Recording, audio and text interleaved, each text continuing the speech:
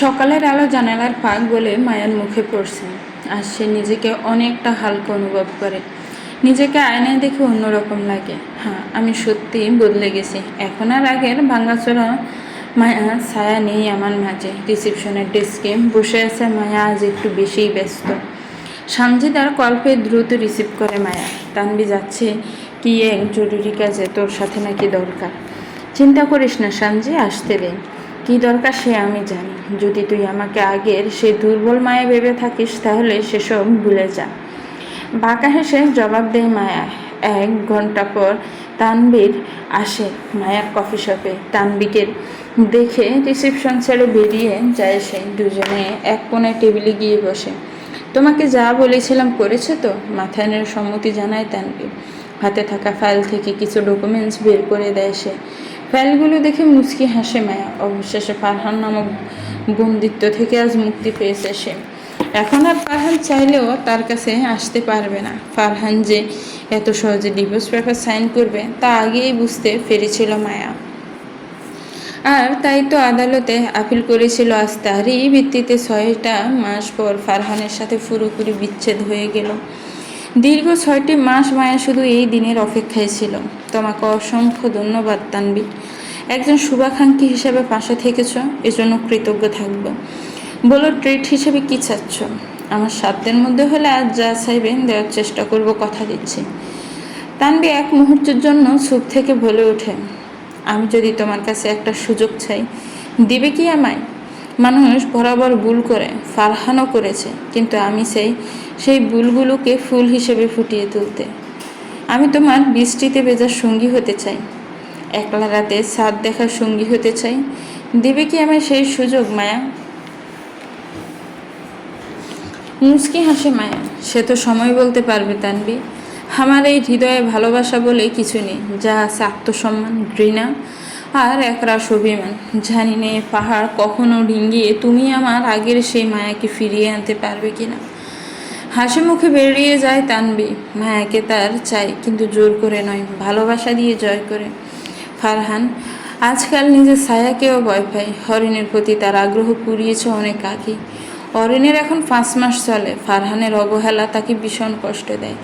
যে ফারহান তাকে 7 বছর ভালোবেসে পাওয়ার পর কান্নায় ভেঙে পড়েছিল, সেই ফারহানের সাথে এখন কার ফারহানের মধ্যে খুঁজে পাওয়া যায় না। ভালোবাসার রং বদলায়, কিন্তু এভাবে বদলায় তা জানা ছিল না অরিনের। এভাবে আর চলা সম্ভব না। ফারহানের মুখোমুখি সে হতে চায়। একসময় যে অরিন তেজ নিয়ে চলতো, আজ তা ফুরিয়ে গেছে। হয়তো এটাই মা হওয়ার মানসিক শান্তি। রাতে ফারহান বাসায় ফিরলে অরিন তার মুখোমুখি হয়। তোমার সাথে আমার জরুরি কথা আছে ফারহান। হাতে থাকা ফাইলটার দিকে তাকিয়ে চুপচাপ দাঁড়িয়ে থাকে ফারহান। তুমি আজকাল আমাকে দেখেও না দেখার ভান করে থাকো। আমি তোমাকে জোর করে বিয়ে করতে চাইনি কখনো। আমি তোমাকে ভালোবেসে ছিলাম, নিজের সব কিছু তোমার জন্য দিয়ে দিয়েছি।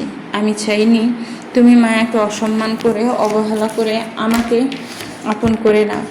আমি বলেছিলাম তুমি আমাকে বিয়ে করো, আর না করো আমি সারা জীবন তোমার জন্য অপেক্ষা করব।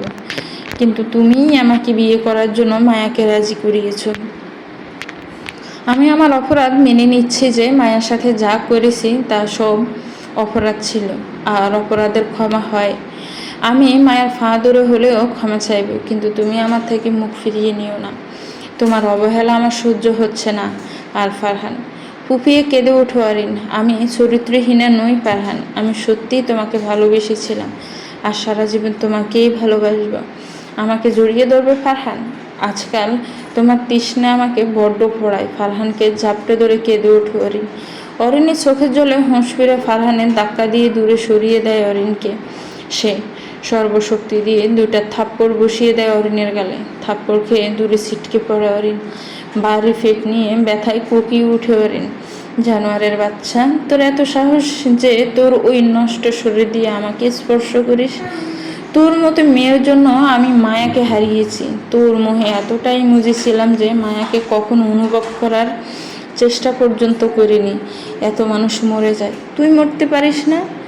তোর এই নষ্ট চেহারা আমি আর কখনো দেখতে চাই না। বুকের ভেতর অসহ্য যন্ত্রণা যেন তিলে তিলে শেষ করে দিচ্ছে অরিনকে। বুক ফেটে কান্না আসে অরিনের, কিন্তু কার জন্য সেটাই বুঝতে পারছে না অরিন। ফারহান তাকে ঘৃণা করে, নাকি বাচ্চাকে অবৈধ মনে করে, নাকি তার মৃত্যু কামনা করে? কোনটা? হাতে থাকা ফাইলটা নিয়ে মায়ের রুমের দিকে এগিয়ে যায় ফারহান। তার চোখে মায়ার অসহায় চেহারা বেসে ওঠে। কখন সে অরিনের সাথে মায়ার সামনে অন্তরঙ্গ সময় কাটিয়েছে। আজ অফিস টাইম কোর্ট থেকে নোটিশ আসে যে মায়ের অভিযোগ আর অরিনের সাক্ষ্যের সাপেক্ষে তাদের ডিভোর্স হয়ে গেছে। ডিভোর্স পেপার হাতে পেয়ে তার মাথায় আকাশ ভেঙে পড়ে। সব রাগ অরিনের ওপর দিয়ে গিয়ে পড়ে। আর অরিন যদি সাক্ষ্য না দিত তাহলে কি মায়ের সাথে তার ডিভোর্সটা হতো? বারান্দায় দাঁড়িয়ে দূরে ছাদের দিকে তাকিয়ে আছে মায়া। আজ তার মনটা ভীষণ ফুরফুরো, কোনো পিছু টান নেই, আছে শুধু নিজের মতো করে বেঁচে থাকার উচ্ছ্বাস। মায়া নিজের মনে বলে ওঠে, প্রেমের শেষ হয় না, শুধু একসময় প্রেম মানুষকে ছেড়ে দেয়। পেছন থেকে রাহেলা বেগম এসে বলে, তুই শুধু এগিয়ে যা মা, পিছনে কিছুই নেই। আগামীর আলো তোকে ডাকছে কেন পিছনের অন্ধকারে ডুবে নিজেকে হারাতে চাইছিস?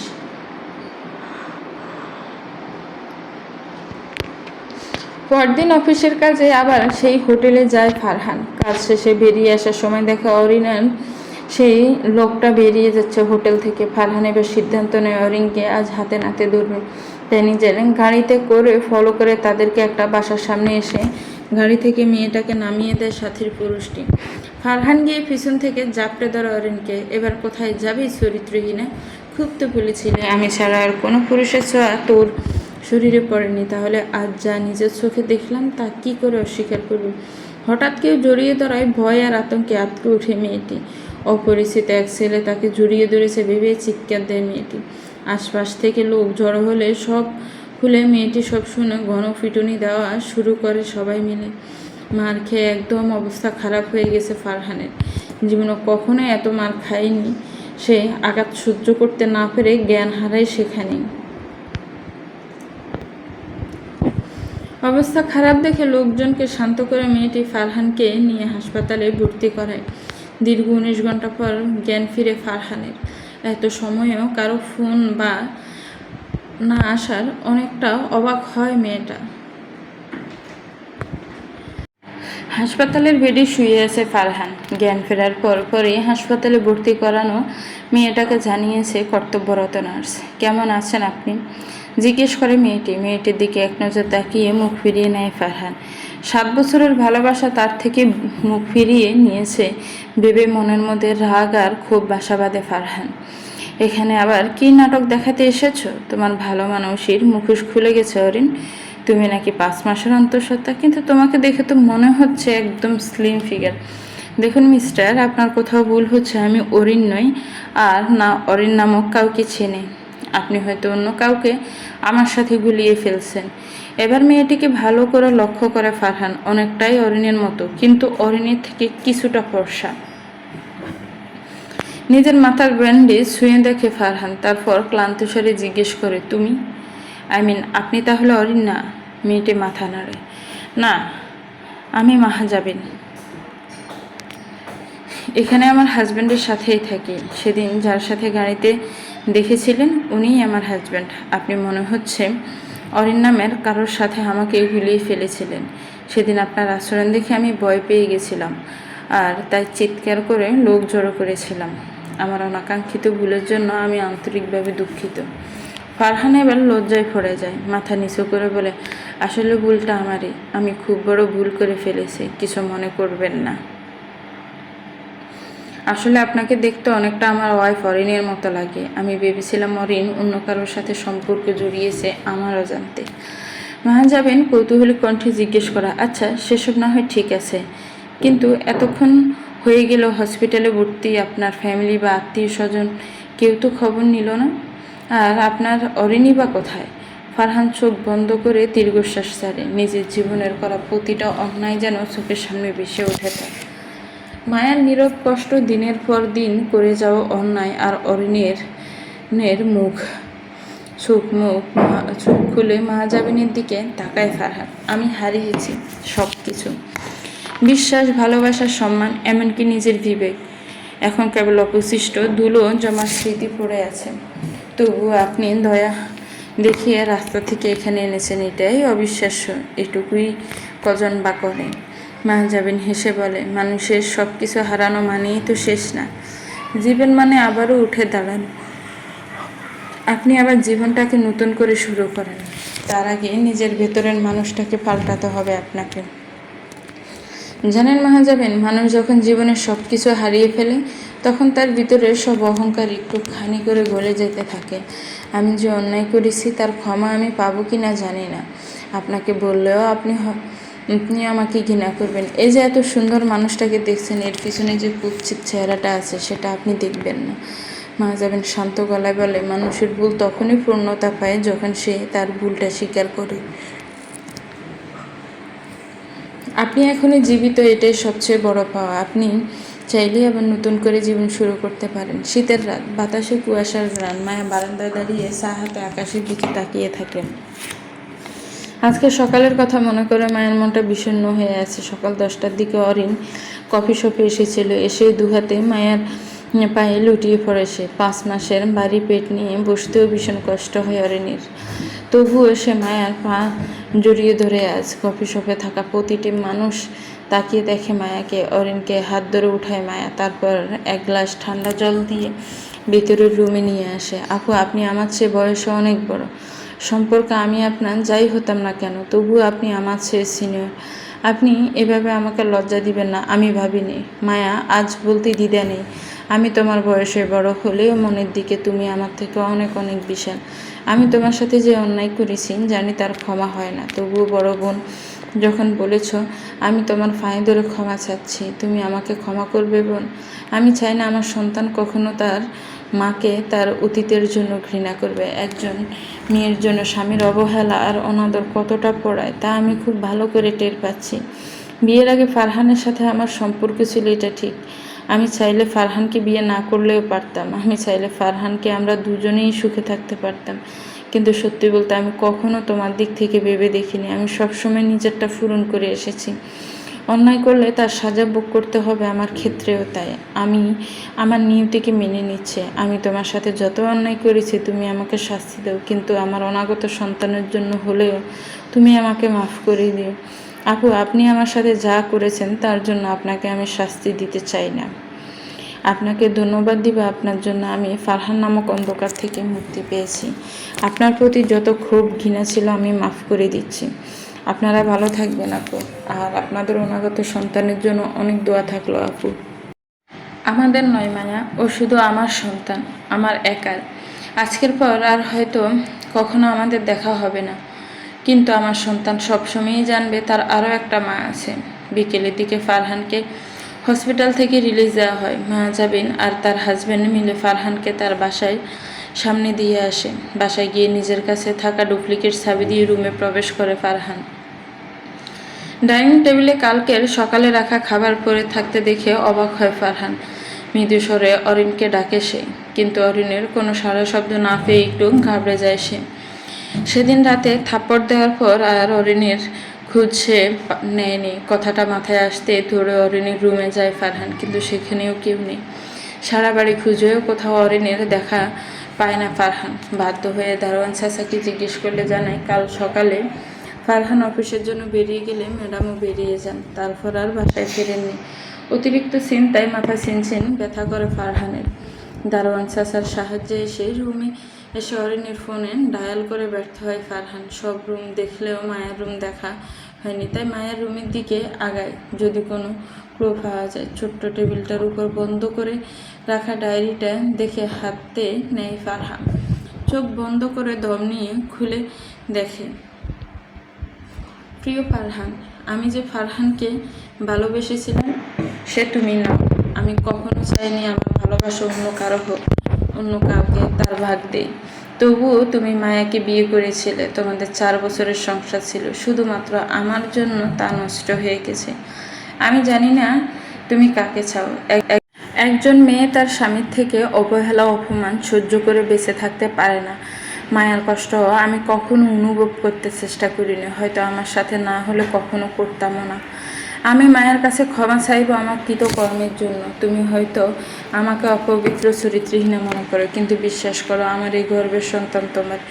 সেদিন যখন মদ খেয়ে বাসায় ফিরলে সেদিনের ফসল আমাদের এই সন্তান, কিন্তু নিয়তির কি খেলা দেখো, তুমি তাকে অন্য কারো অবৈধ সন্তান মনে করো, আমার মৃত্যু কামনা করো। আমি চলে যাচ্ছি তোমার থেকে বহু দূরে, চিন্তা করো না, কখনো আমি বা আমার সন্তান তোমার সামনে এসে দাঁড়াবে না তার পিতার পরিচয় নিয়ে। যদি কখনো আমার এই লেখা তোমার পর্যন্ত পৌঁছায় তাহলে পারলে ক্ষমা করে দিও, আর ভালো থেকো। ইতি চরিত্রহীনা।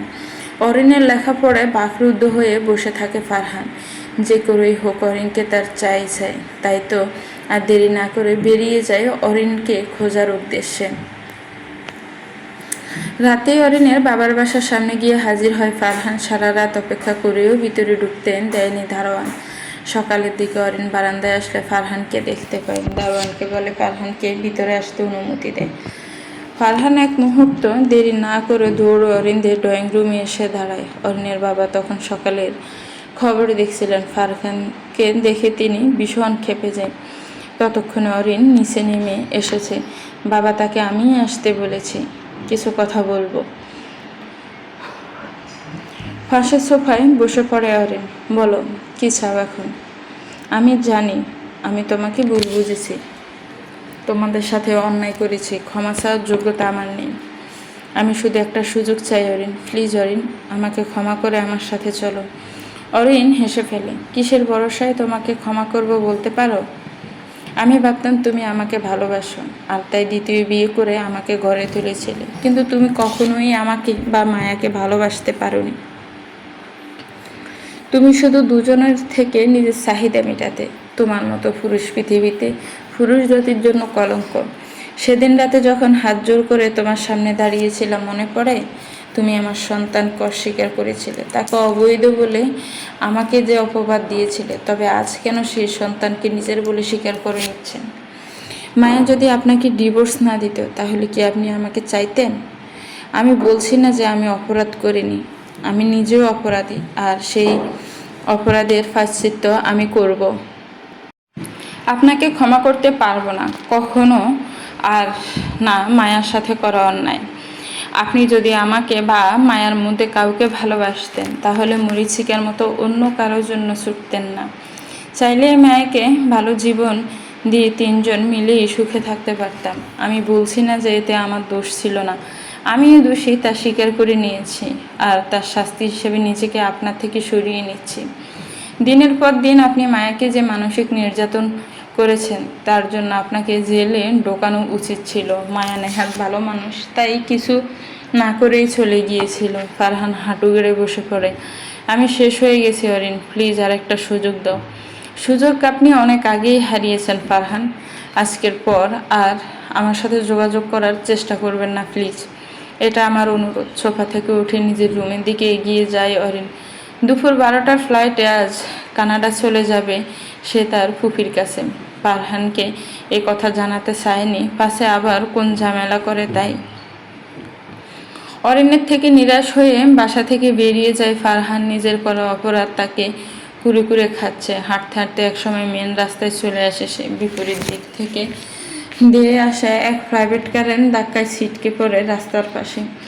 আশপাশ থেকে মানুষ এসে জড়ো হয়, কেউ কেউ ছবি, আবার কেউ ভিডিও করছে। ভিড়ের মাঝে থেকে এক ভদ্রলোক এগিয়ে আসে। ফারহান উঠিয়ে হাসপাতালে নেওয়া হয়। মায়া তখন কফি শপে এসেছে মাত্রই। এর মাঝে তানভীর কল পেয়ে কিছুটা অবাক হয় সে। মায়া, একটু আগে ফেসবুকে দেখলাম ফারহানের মতো কাউকে অ্যাক্সিডেন্ট করে রাস্তায় পড়ে থাকতে দেখলাম, অবস্থা গুরুতর, পাশের হসপিটালে ভর্তি করা হয়েছে তাকে। সব কিছু যেন মাথার উপর দিয়ে যাচ্ছে তার। তানভীর থেকে ঠিকানা নিয়ে হাসপাতালে রওনা দেয় মায়া। মায়া হাসপাতালে পৌঁছে জানতে পারে অবস্থা খারাপ, মাথায় প্রচণ্ড আঘাত লেগেছিলে, ওটিতে ডক্টররা দেখছেন। অরিনকে কোথাও দেখতে না পেয়ে অবাক হয় মায়া। ফোন বের করে অরিনকে বারবার কল করে ব্যর্থ হয় মায়া। অরিন ততক্ষণে কানাডার উদ্দেশ্যে বেরিয়ে গেছে, আর পুরনো সিম কার্ডটা আগেই ভেঙে ফেলে দিয়েছে। যে ফারহানকে পাওয়ার জন্য এত অন্যায় সে করেছিল, আজ তারই প্রায়শ্চিত্ত করতে অনেক দূরে চলে যাচ্ছে অরিন। দীর্ঘ 3 ঘন্টা পর ওটি শেষে বেরিয়ে আসে ডাক্তার। মায়া এগিয়ে গিয়ে জিজ্ঞেস করে, এখন কেমন আছেন উনি? আপনি কি হন ওনার?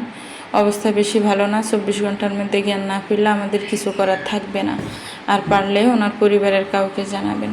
মায়া মাথা নিচু করে ফেলে। একটা মানুষকে যতই ঘৃণা করুক না কেন, তার রক্তাক্ত চেহারা দেখলে কোনো মানুষ চুপ থাকতে পারে না। তার সবচেয়ে বড় শত্রু হলেও তার বুক কেঁপে উঠবে। সেখানে মায়া তো এক ভালোবাসার নারী, ফারহান নামক মানুষটা যে তার জীবনের প্রথম ভালোবাসা। মায়া ধীরে ধীরে এগিয়ে যে দরজার কাছের ভিতরে দিয়ে নিস্তব্ধ পড়ে থাকা দেহটাকে একবার দেখে নেয়। ফোন লিস্ট থেকে ফারহানের বাবির নাম্বার ডায়াল করে সব কিছু বিস্তারিত জানিয়ে ঠিকানা পাঠিয়ে দেয় মায়া। হাসপাতালে থেকে একটা দীর্ঘশ্বাস ছাড়ে মায়া। যাকে ভালোবেসে মায়াকে ছেড়ে দিয়েছিল, আজ সেই অরিন তো তার পাশে নেই। আসলে মানুষ সবসময় বিল জিনিসের দিকেই ছুটে চলে। কফি শপে এসে নিজের কাজে মনোযোগ দেয় সে। বিকেলের দিকে তানবি আসে মায়ার সাথে দেখা করতে। মায়া, আমি জানি তুমি সব কিছুই বুঝতে পারছো, তবু আমি নিজেই বলতে এসেছি আজ, তুমি কি আমাকে বিয়ে করবে?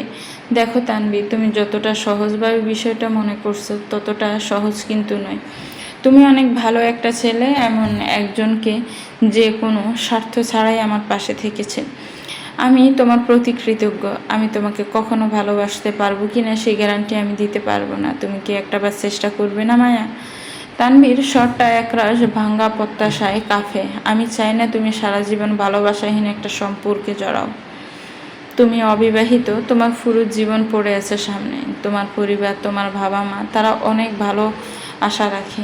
তারা কখনোই এমন একটা মেয়েকে মেনে নেবে না যে একবার সংসার ছেড়েছে। আমি তাদের দোষ দিচ্ছি না, কারণ আমাদের সমাজটাই যে এমন। তুমি কি এই সমাজের ভয়েই নিজেরকে ভালোবাসার অযোগ্য ভাবছো মায়া? ভয় নয়, বাস্তবতা তানবি। আবেগ দিয়ে জীবন চলে না, বিবেক দিয়ে ভাবো। আজ যেটাকে তুমি ভালোবাসা ভাবছো, কাল সেটা যে বদলাবে না তার গ্যারান্টি কে দিবে? তানবি কাঁপা স্বরে বলে, তুমি একবার ঠকেছো বলে বারবার ঠকবে এমন না। আর আমাকে তুমি এই চিনলে মায়া? হয়তো না, কিন্তু দ্বিতীয়বার এমন হলে আমি আর নিজেকে সামলাতে পারবো না। আমি ভেঙে যাব তানবি, একেবারে ভেঙে যাব। তুমি বরং ভালো একটা মেয়ে দেখে সংসার গড়ে তোলো। তোমার জীবনে প্রেম থাকুক, ভালোবাসা থাকুক, পূর্ণতা থাকুক। আমি না হয় জীবনের বাকি সময় তোমার বন্ধু হিসেবেই কাটিয়ে দিব। তানবি আর কথা বাড়ায় না। এই কয়েক মাসে তানবি অত্যন্ত এটুকু বুঝতে পেরেছে যে মায়া একবার যে সিদ্ধান্ত নেয় তা বদলানো খুবই কঠিন। চুপচাপ হতাশ হয়ে কফি শপ থেকে বেরিয়ে যায় সে। সময় গড়িয়েছে 2 মাস। ফারহান এখন কিছুটা সুস্থ হলেও কথা বলার ক্ষমতা হারিয়েছে সারা জীবনের জন্য। নিজের করা প্রতিটি অন্যায়ের শাস্তি বয়ে চলেছে নীরবে। অরিন কানাডায় নতুন জীবন শুরু করেছে। অরিন কানাডায় যাওয়ার কয়েকদিনের মধ্যেই দেশের ফাট শুকিয়ে তার বাবা মাও স্থায়ীভাবে কানাডায় চলে গেছেন। অরিনের সাথে যোগাযোগ করতে চেয়েও বারবার ব্যর্থ হয়েছে ফারহান। সেদিন ফারহানের ভাই ভাবিকে সবটা জানিয়েছিল মায়া। তারাই ফারহানকে বাসায় নিয়ে গিয়েছিল কিছুটা সুস্থ হলে। মায়া একবার গিয়েছিল দেখতে ফারহানকে। বাড়ির সদর দরজায় পা রাখতে মায়ের বুকটা কেঁপে ওঠে অজান্তে। 4টে বছর কাটিয়েছে এই ছাদের নিচে একসাথে। কত সুখ দুঃখের সাক্ষী এ বাসাটা, সে কেবল মায়ারই জানা।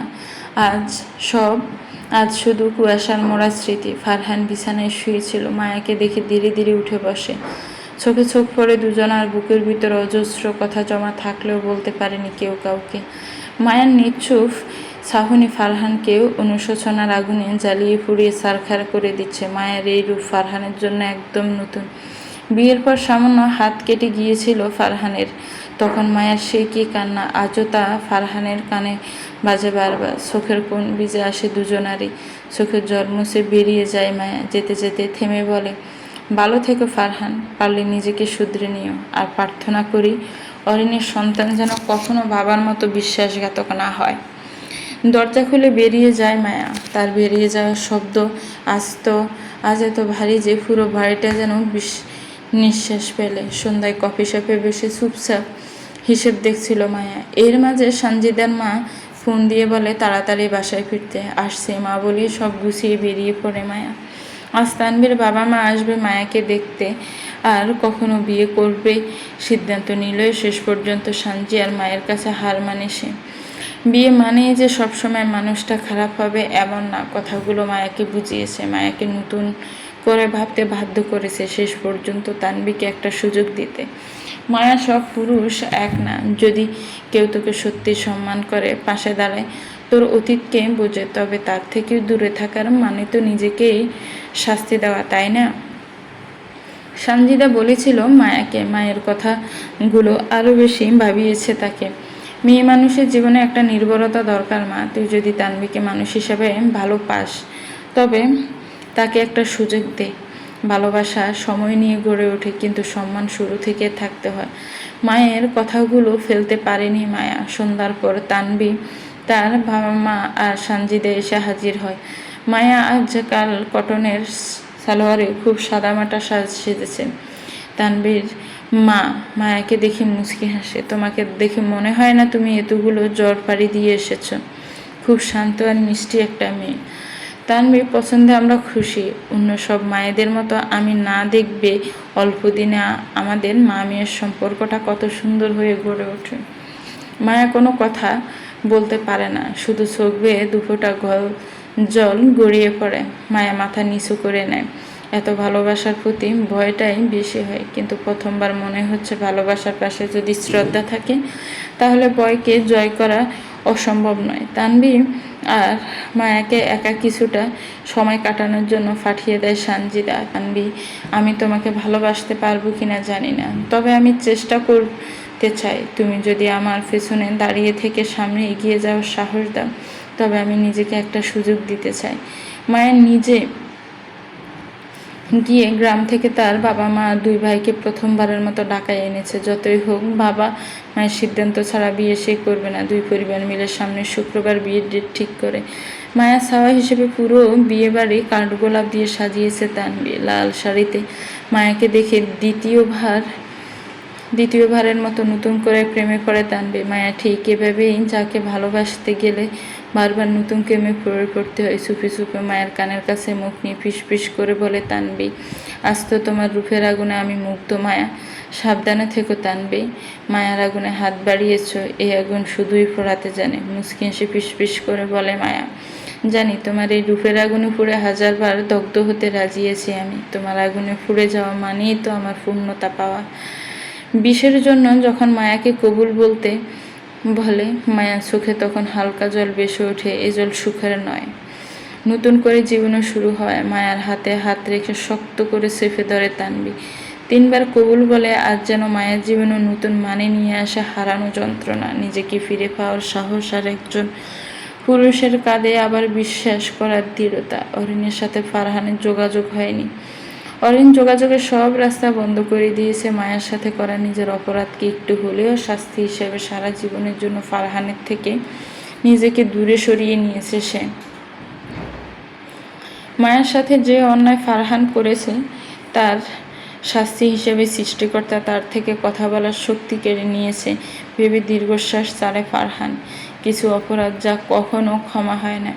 একজন নারী হিসাবে মায়া বা অরিন কেউ ক্ষমা করেনি তাকে। এই অপরাধবোধ তাকে আস্তে আস্তে শেষ করে দিচ্ছে। বাকিটা জীবন তাকে নিজের বুকে বয়ে নিতে হবে। দুই নারীর যাতনা। বাসর রাতে যে বসে আছে মায়া। রাত 12টার কাছাকাছি। এখনো তানভী আসার নাম নেই। ভীষণ রাগ হয় মায়ের। একবার ভাবে ঘুমিয়ে যাবে কিনা, আবার তানভীর কথা ভেবে বসে থাকে। ঠিক 12টায় রুমে আসে তানভী। তানভীকে দেখে ভীষণ ক্ষেপে যায় মায়া। হাতের ইশারায় চুপ থাকতে বলে তানভী। টুপ করে মায়াকে কোলে তুলে নেয় সে। প্রথমবারের মতো কোনো পুরুষের কোলে নেওয়াতে ভীষণ লজ্জা পায় মায়া। তবুও চুপচাপ 2 হাতে তানভীর গলা জড়িয়ে নেয়। পুরো ছাদ জুড়ে কাঠগোলাপ আর বিলি ফুলে সাজিয়ে রেখেছে তানভী। দোলনার কাছে গিয়ে মায়াকে নামিয়ে দেয় সে। জানো মায়া, আজকে অনেক দিন পর আমার মনটা ভীষণ ফুরফুরে।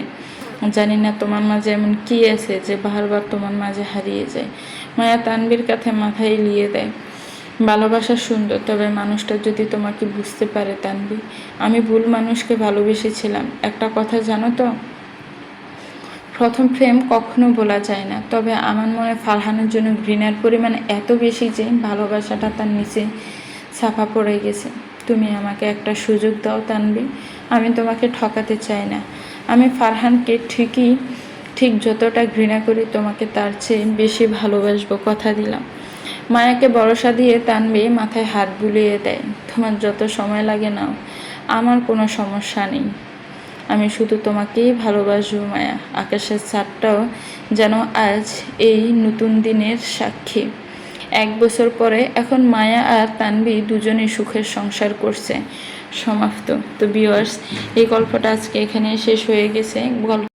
গল্পটা কেমন লেগেছে, গল্পটাকে নিয়ে একটি গঠনমূলক কমেন্টস করে জানাবেন। গল্পটা ভালো লাগলে একটি লাইক করবেন, গল্পটাকে শেয়ার করবেন, আর শুরু থেকে শেষ পর্যন্ত কারা কারা শুনেছেন তারাও একটি কমেন্টস করবেন। ভালো থাকবেন, সুস্থ থাকবেন, আমার চ্যানেলের সাথেই থাকবেন, আরও নতুন নতুন অনেক গল্প পাবেন। আল্লাহ হাফেজ, আসসালামু আলাইকুম।